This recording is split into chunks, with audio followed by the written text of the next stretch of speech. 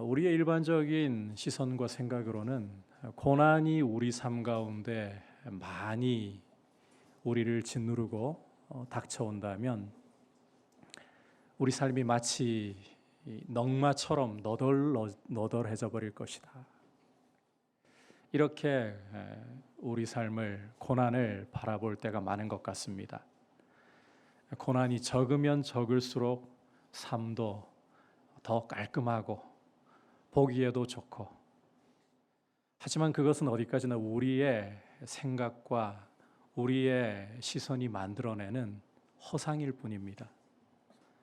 우리 그리스도인들에게 고난은 결코 삶을 무너뜨리는 해악이 될 수 없습니다. 지난 시간에 우리 성령을 따라 행하는 그리스도인들은 장차올 영광을 받을 것에 대해서 소망의 말씀을 주시는 것을 보았습니다. 하지만 이 장차올 영광을 얻기 위해서 우리는 현재의 고난도 받아야만 한다. 고난이 우리 그리스도인들에게는 장래의 영광을 얻기 위해서 필수이다. 선택지가 아니라 필수이다라는 사실을 보았습니다. 따라서 우리는 이 고난을 어떻게 감당해낼 것인가, 피할 수 없는 것이기 때문에 어떻게 감당해낼 것인가, 이 자세가 굉장히 중요하다고 했습니다. 그래서 먼저는 장차 나타나게 될 영광이, 우리 몸의 부활과 하나님 나라를 기업으로 얻는 그 영광이 현재의 고난과 비교할 수 없을 정도로 크다. 이걸 꼭 기억하고 붙잡고, 다음으로는 고난 가운데 나 혼자가 아니라 주변을 돌아보면 만물이 나와 함께 탄식하고, 또 내 속에서는 나도 모르는 사이에 속 사람이 나와 함께 탄식하면서 몸의 구속을 바라고 기다리고 있고, 무엇보다 성령께서 내 속에서 말로 표현할 수 없을 정도로 깊은 탄식으로서 나를 위해 간구하고 계신다. 이걸 기억해야 한다고 했었죠. 이 가운데 우리가 고난을 버티고 견디면서 나아가야 한다. 피하는 것이 아니라 버티고 견디면서 나아가야 한다. 이게 고난에 대한 자세라는 것을 보았습니다. 오늘은 이제 이 고난이 우리 삶에 어떤 결과를 만들어내는가, 고난이 이루어내는 일에 대해서 여러분과 함께 말씀을 통해서 살펴보려고 합니다. 좀 더 엄밀히는 고난을 통해서 하나님께서 우리 삶에 어떤 일을 이루시는가를 살펴보면서 주시는 메시지를 듣도록 하겠습니다. 자, 첫 번째는 고난 가운데 우리가 성령께서 우리를 위해 말로 표현할 수 없는 탄식으로 간구하신다. 이걸 다시 한번 굳게 붙잡자는 것입니다. 26절, 27절 함께 읽어보겠습니다. 시작. 이와 같이 성령도 우리의 연약함을 도우시나니 우리는 마땅히 기도할 바를 알지 못하나 오직 성령이 말할 수 없는 탄식으로 우리를 위하여 친히 간구하시느니라. 마음을 살피시는 이가 성령의 생각을 아시나니 이는 성령이 하나님의 뜻대로 성도를 위하여 간구하심이니라. 자, 함께 읽은 말씀에서 26절은 우리가 지난 시간에 살펴보았던 내용입니다. 고난 중에 성령께서 우리를 위해 말로 표현할 수 없을 정도의 깊은 탄식으로 간구하신다. 하지만 높아심에 다시 한번 여러분들께 강조하는데, 성령님은 절대로 여러분을 고난 중에 홀로 내던져 두시거나 여러분을 떠나시거나 버리시는 일이 없다는 겁니다. 고난 중에 함께 하시면서 여러분을 위해 간절히 기도하고 계십니다. 고난 중에 괴로움을 가중시키는 것은 외로움이라고 했었죠. 다른 사람들의 삶은 다 멀쩡하게 별 탈 없이 가는 것 같은데 나에게만 이런 괴로움이 찾아와서, 이 고난이 찾아와서 내 삶이 엉망이 되는 것 같아. 이런 외로움이 고난을 더 아프게 만드는 거예요. 하지만 성도는 고난 중에 절대 혼자 버려져 있지 않습니다. 성령께서 우리 속에 깊은 곳에 거하시면서 우리를 위해 말로 표현할 수 없을 정도의 깊은 탄식으로 간구하고 계신다. 자, 주목할 것은 마음을 살피시는 이가, 27절에서 보듯이 마음을 살피시는 이가, 마음을 꿰뚫어 보시는 하나님께서 이 성령의 생각을 잘 알고 계신다는 점입니다. 통달하고 계신다는 점입니다.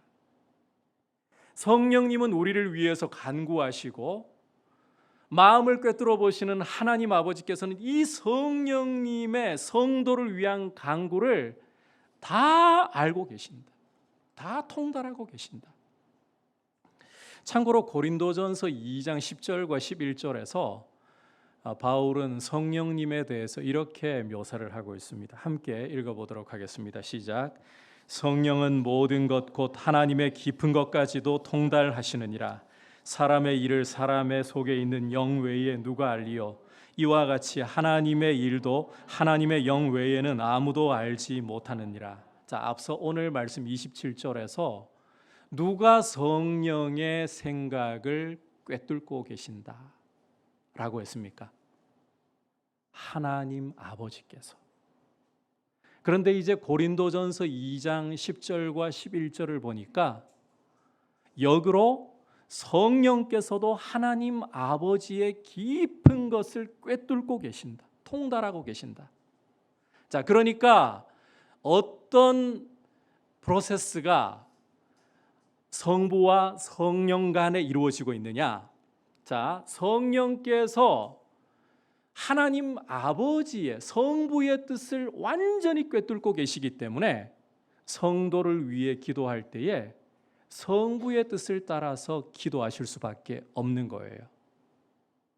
그러면 이제 성령의 생각을 꿰뚫어 보시는 성부께서는 당신의 뜻을 따라 성령께서 기도하시기 때문에 하나도 빠짐없이 다 아시고 응답하시지 않을 수가 없는 겁니다.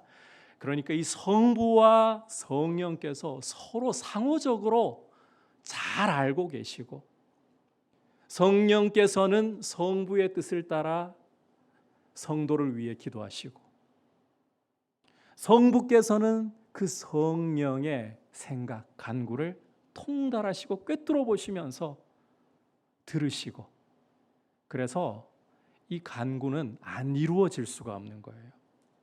여러분, 이렇게 성령님이 우리를 위해 간구하시는 것을 하나님이 꿰뚫어 보시면서 하나님의 뜻대로 드리는 기도라는 것을 알고 계시기 때문에 반드시 이 기도는 이루어질 수밖에 없고 따라서 우리 삶에 어떠한 고난이 닥쳐오든지 간에 그 고난의 크기가 어떠한 것이든지 간에 종류가 어떠한 것이든지 간에 그 고난은 절대로 우리의 삶을 해치거나 우리의 삶을 질식시켜버리거나 삼켜버릴 수가 없다는 사실입니다.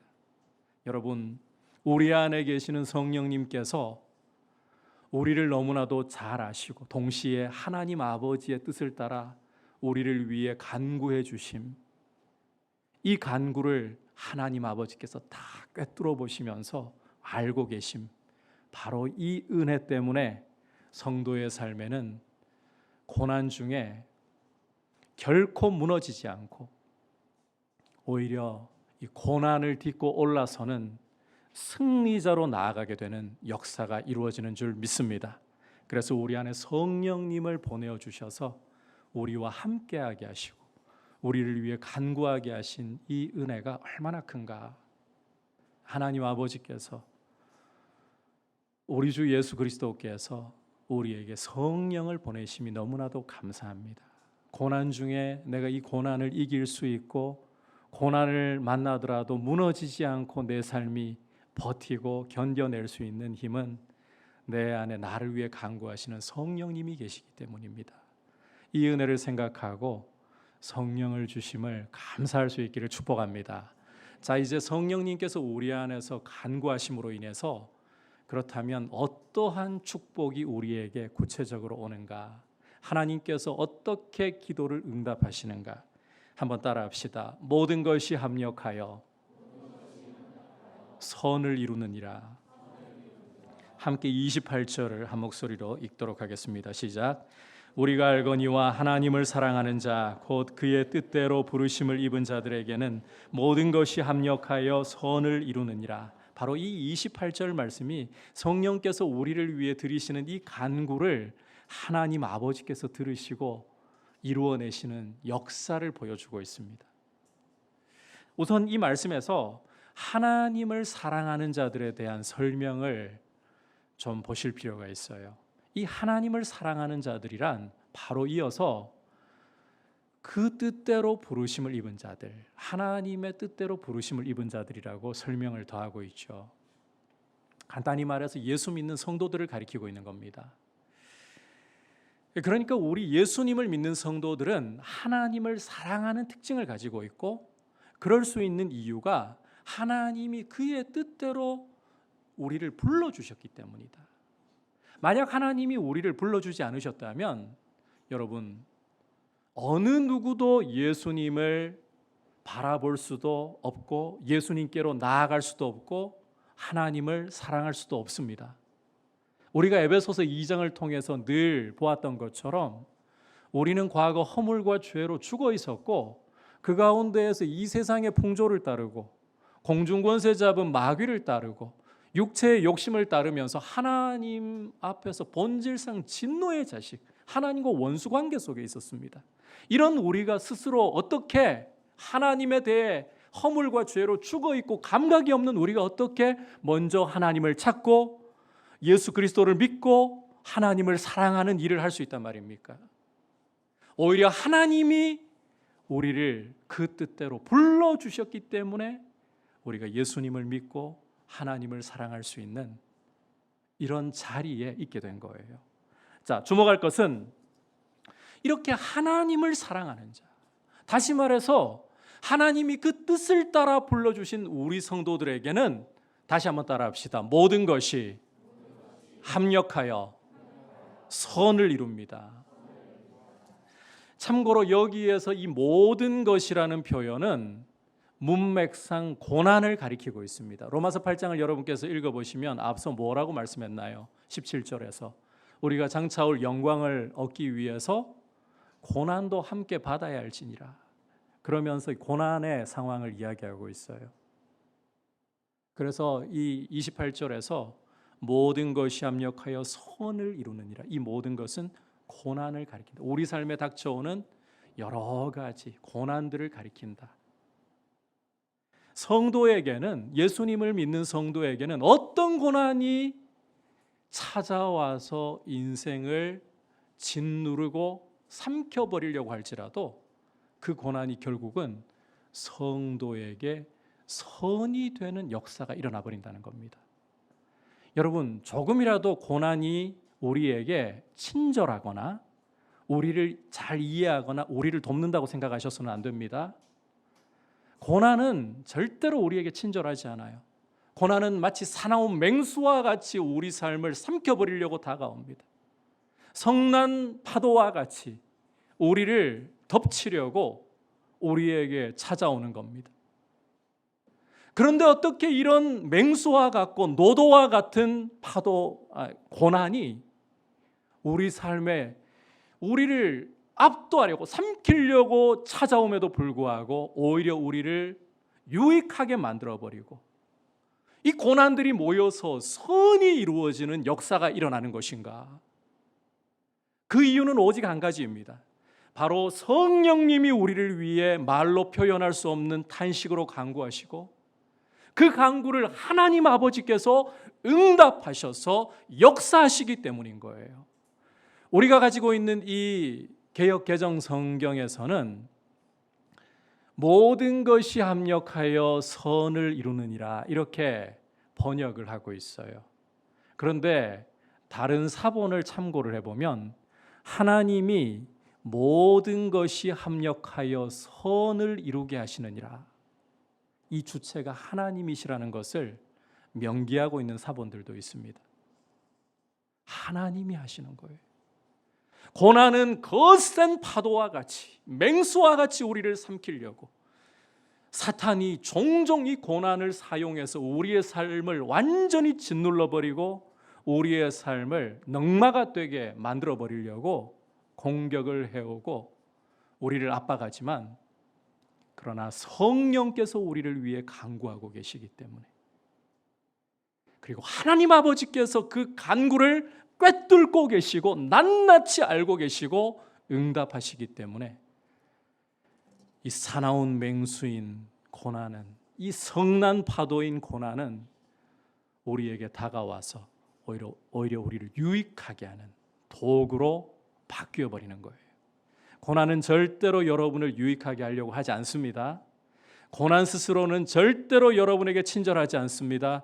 그러나 전능하신 하나님의 손이 이 고난의 고삐를 잡으셔서 우리에게 유익이 되도록, 선이 되도록 고난을 바꾸어 가시는, 고난을 통해 고난 속에서 우리를 새롭게 하시는 은혜를 베풀어 주시는 거예요. 그래서 성령님의 간구가 이렇게 위대하다. 그 간구를 들으시고 일하시는 하나님이 정말 위대하시다. 여러분, 하나님을 생각할 때에 두 가지 면을 꼭 기억하셔야 돼요. 첫 번째는 하나님은 없는 것도 있는 것처럼 불러내시고 죽은 자도 살리시는 전능의 하나님이시고, 그 전능의 하나님이 나를 너무나도 사랑하셔서 아들도 아끼지 않고 십자가에 주셨다는 자비로우신 분이라는 사실이에요. 여러분, 자비롭기만 한데 능력이 없어 보십시오. 우리 삶을 공감하고 아픔을 이해는 해줄 수 있지만 도와줄 수가 없어요. 우리 삶을 변화시킬 수가 없어요. 반대로 힘만 있고 자비와 긍휼이 없어 보십시오. 그 힘을 가지고 과연 우리 삶을 도와주실 수가 있는가? 오히려 니들이 잘 알아서 해봐라, 던져버리고 당신의 그 힘만 그저 만족하시면서 가시지 않겠습니까? 너희 같은 것을 내가 왜 돌아봐야 하니? 그러시지 않겠습니까? 하지만 우리 하나님은 크고 능하시면서 동시에 우리를 너무나도 사랑하셔서 아들도 아끼지 않고 십자가에 주셨습니다. 그 하나님이 고난 가운데 있는 우리를 위해 성령님을 주셨고, 성령님이 우리를 위해 하나님의 뜻을 따라 세밀하게 간구하심으로, 그리고 그 간구를 아버지께서 꿰뚫어 보심으로써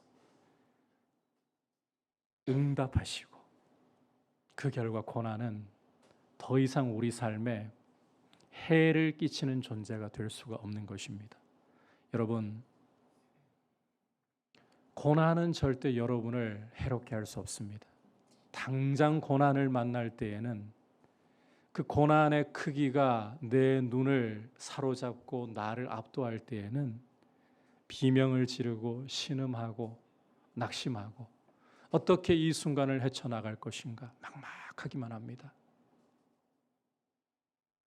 그러나 눈을 들어서 고난 너머에 계시는, 고난 배후에 계시는 하나님을 바라보면 그 하나님께서 이미 이 고난을 헤쳐나갈 수 있도록 성령을 내 안에 주셔서 함께하게 하시고 간구하게 하시고, 그리고 그 간구를 들으시고 이 집채만한 고난이 그 크신 하나님, 그 자비하신 하나님 앞에서 오히려 우리가 딛고 밟을 수 있는,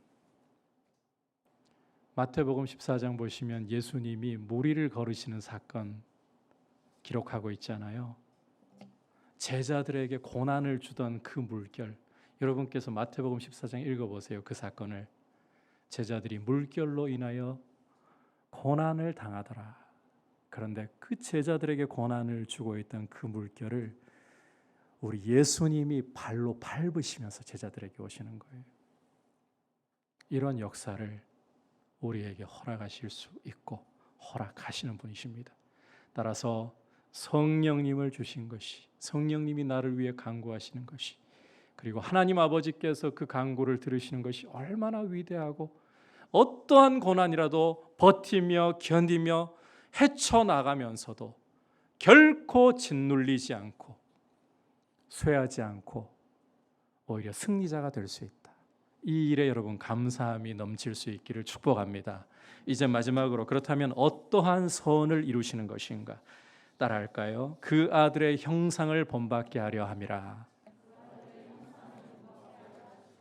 하나님이 이루시는 선이라는 것은 바로 예수 그리스도를 닮아가는 것입니다. 함께 우리 29절과 30절의 말씀을 읽도록 하겠습니다. 시작. 하나님이 미리 아신 자들을 또한 그 아들의 형상을 본받게 하기 위하여 미리 정하셨으니 이는 그로 많은 형제 중에서 맏아들이 되게 하려 하심이라. 또 미리 정하신 그들을 또한 부르시고 부르신 그들을 또한 의롭다 하시고 또한 영화롭게 하셨느니라. 자, 함께 읽은 말씀에서 이 미리라는 표현이 반복이 되고 있죠. 이 표현이 참 인상적입니다. 미리 아셨다, 미리 정하셨다. 이게 참 인상적이에요. 하나님께서 우리를 구원하시고 우리의 삶의 걸음을 인도하시는 이 모든 인도하심이 우발적으로 어쩌다 보니 그냥 감정이 동해서 어느 순간 하신 일이 아니다. 이 하나님의 구원하심과 우리의 걸음 하나하나를 인도하시는 것은 하나님이 미리 아심 가운데에서, 미리 작정하심 가운데에서 이루어지고 있다.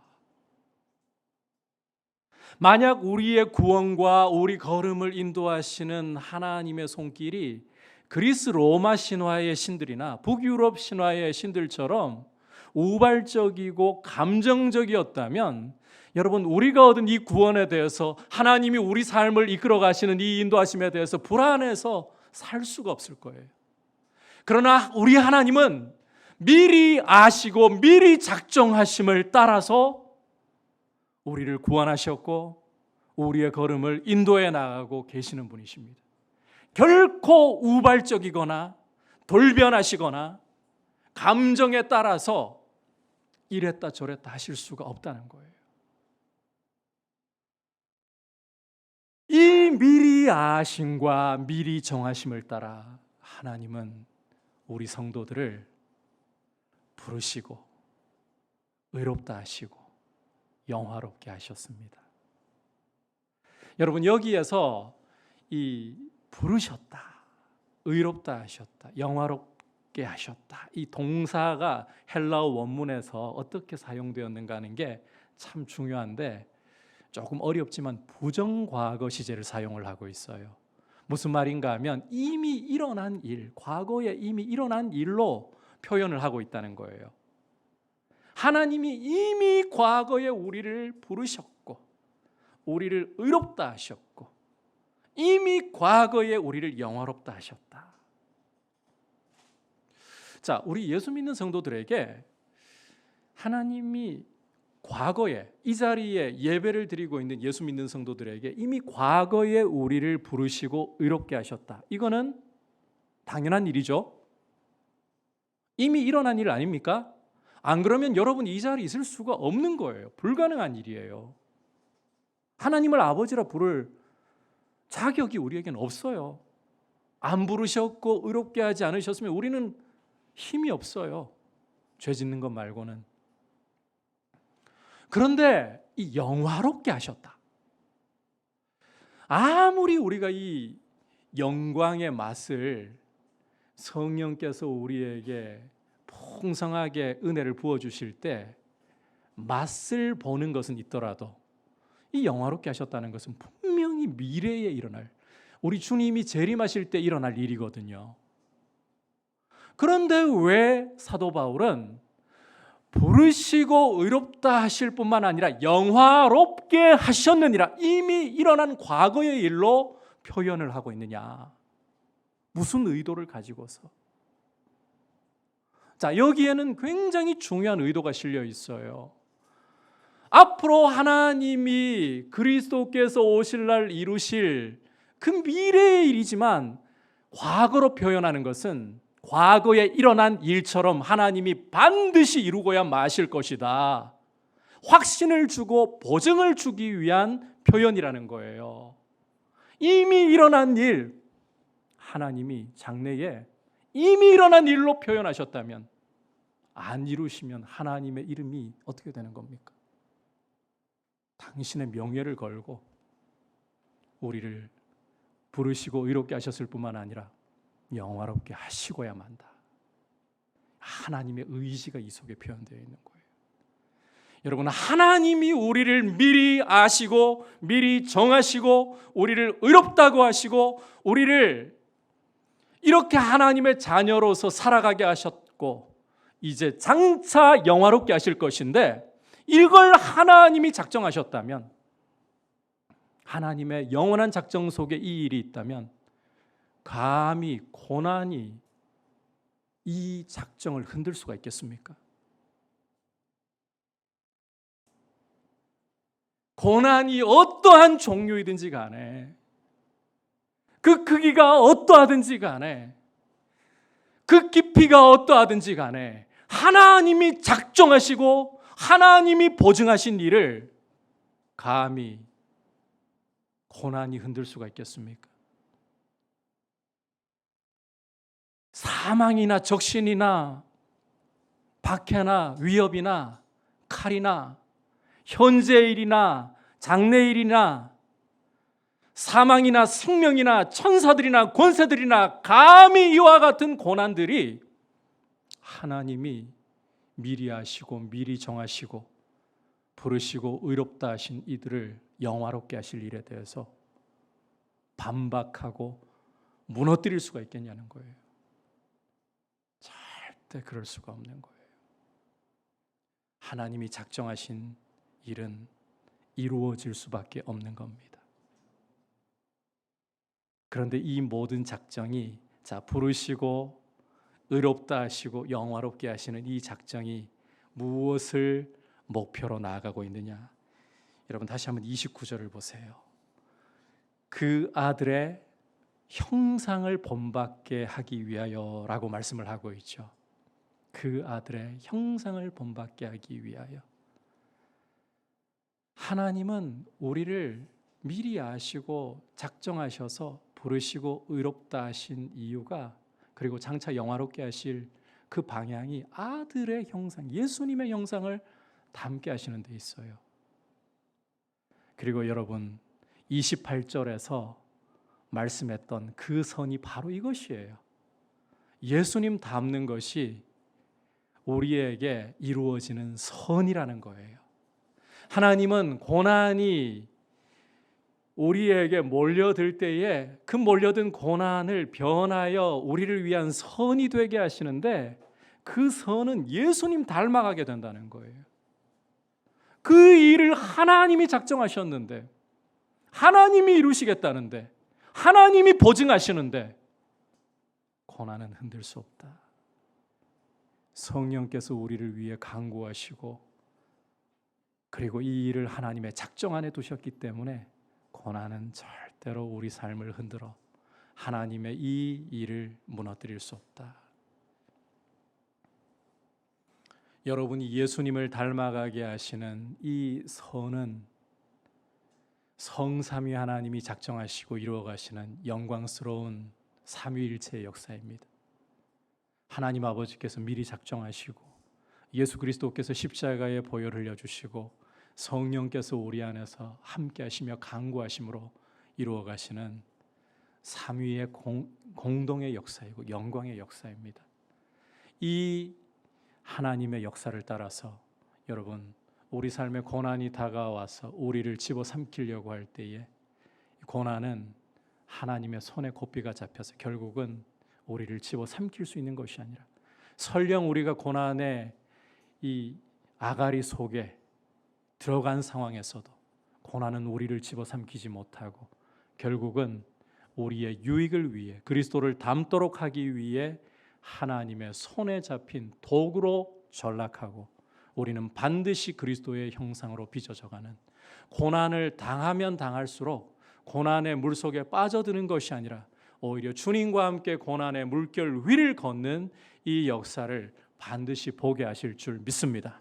지금은 물속에 빠져드는 베드로가 처음 그랬잖아요. 주님 보고 나도 주님처럼 무리를 걷게 하소서.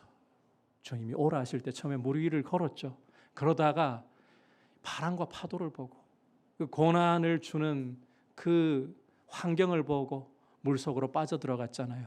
우리도 환경이 크게 보일 때는 이 고난의 물속에서 잠시 신음하고 잠시 비틀거리고 잠시 좌절하는 것 같은 모습 보일 수 있습니다. 그러나 자비하신 주님의 손은 절대로 여러분을 그냥 고난의 물속에 두지 않으십니다. 주님 나를 도와주세요라고 여러분이 부르짖는 순간에 베드로를 잡아주셨던 그 손이 여러분을 잡아 물 위로 다시금 주와 함께 걷도록 도와주실 줄 믿습니다.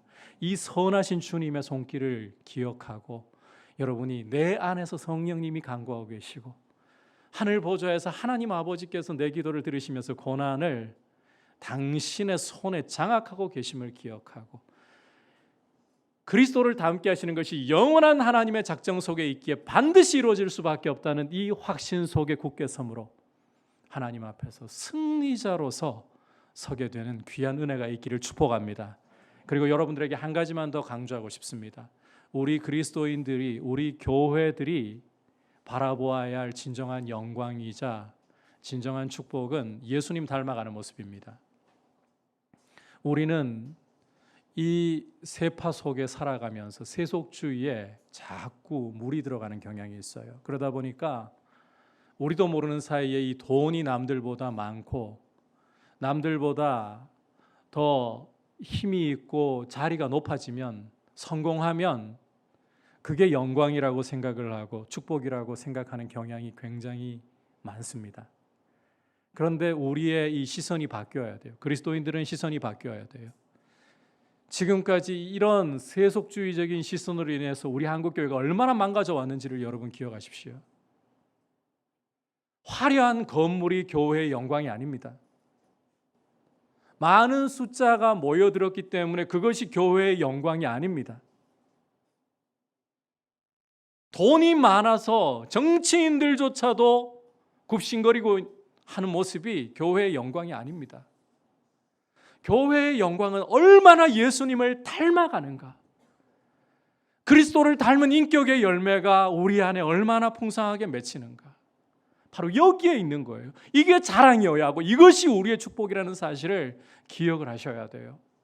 여러분, 우리가 신앙생활을 하다 보면 교회 안에도 때로는 서열을 만드는 경우들을 볼 때가 있습니다.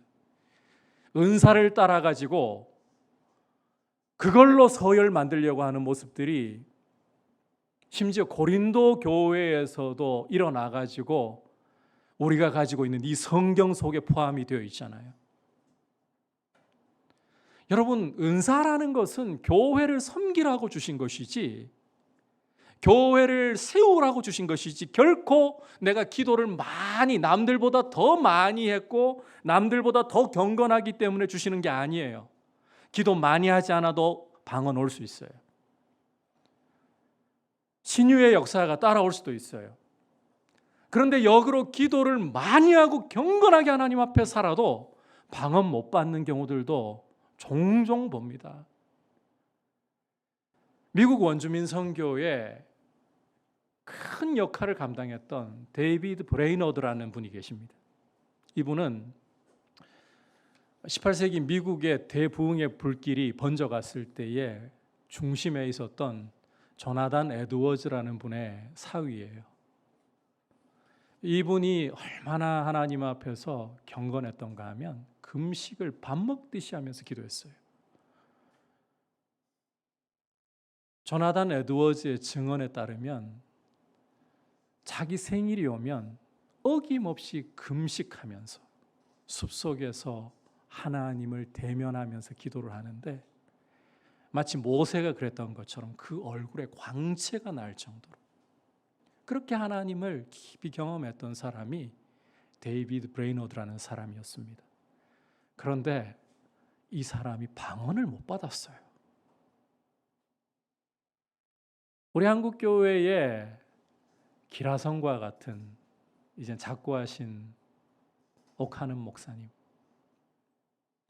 얼마나 한국교회에 큰 역할을 하셨습니까? 경건하신 분이에요. 그런데 그분 방언을 못 받았어요. 그러니까 내가 은사를 받았다고 남들보다 더 많이 기도했고 남들보다 더 경건하기 때문에 하나님이 내 공을 인정해 주신 것이다, 이런 생각은 추호도 갖지 말아야 한다는 거예요. 하나님이 당신의 피로 사신, 하나님의 피로 사신 교회를 세우시기 위해 각자의 분량에 맞게 은사를 주시는 거예요.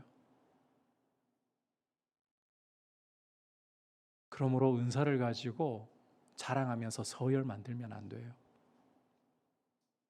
오히려 성령의 열매, 예수님을 얼마나 닮아가느냐. 사랑과 희락과 화평과 오래 참음과 자비와 양선과 온유와 충성과 절제와 같은 이 사랑의 다채로운 모습들이죠. 이 주님 닮은 모습이 얼마나 우리에게 만들어져 가는가. 이게 교회의 자랑이고, 지금 우리 한국 교회를 향해서 세상도 이걸 찾고 있어요. 교회가 예수님 닮은 모습을 보고 싶다. 우리 기독교의 신뢰도가 이단들보다 더 바닥인 거 알고 계시죠? 열매가 없어서 그래요. 하나님의 목표는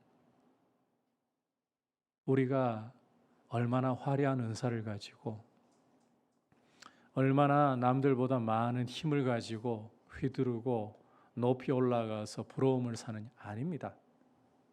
절대 그런 것 아닙니다. 여러분, 우리가 이 새 속에 물들어 있는 우리의 생각과 감정들을 말씀을 따라 씻어내고 해야 돼요. 그래서 정말 우리의 자랑, 우리가 나아가야 할 우리의 목표는 예수님 닮는 데 있다. 이것이 우리 눈앞에 분명한 목표로 자리를 잡고 있을 때에 고난이 하나님 손에 잡혀 있고 하나님이 그 고삐를 쥐고 계시고 성령님이 기도로 나를 도우시고, 이 사실을 우리가 본다면 아파요, 괴로워요, 견디기 힘들어요. 그러나 고난도 내게 유익이라. 고난을 당하기 전에는 내가 율례를 배우지 못했더니 고난 당한 후에는 내가 주의 율례를, 주의 말씀을 배우게 되었나이다. 시편 119편에서 시인이 노래하는 것처럼 고백을 드리는 은혜가 올 것입니다. 이런 은혜를 우리가 사모하면서 교회의 영광은 주님 닮는 데 있다. 주님이 이걸 위해 고난 속에서 우리를 연단하시면서 빚어가고 계신다. 그렇게 하나님 앞에 우리 자신의 삶을 드릴 수 있기를 축복합니다. 이제 고난을 통해 하나님이 이루신 일에 대해 함께 살펴보았습니다. 첫 번째 꼭 기억할 사실은, 거듭 강조하는 사실이죠. 고난 가운데 성령께서 말로 표현할 수 없는 탄식으로 나를 위해 간구하시고 그 간구를 하나님이 꿰뚫어 보시고 응답하신다. 그래서 하나님이 고난을 우리에게 선이 되도록 바꾸어 버리신다. 이 선이 무엇이냐? 바로 예수님을 닮아가는 것입니다. 하나님이 작정하신 일이기 때문에 이 일은 누구도, 어떤 고난도 무너뜨릴 수 없다는 사실 기억하고, 여러분, 연약해진 무릎을 세우시고 우리가 서로 함께 격려하면서 고난 중에도 주님 닮아가는 이 길을 우리의 어금니를 악물고 견뎌내면서 더욱더 주님 닮은 형상으로 나타날 수 있기를 축복합니다. 같이 말씀을 생각하면서 함께 찬양 드리도록 합시다. 전능하신 나의 주 하나님은, 하나님이 어떤 분인가를 생각하면서 고백합시다.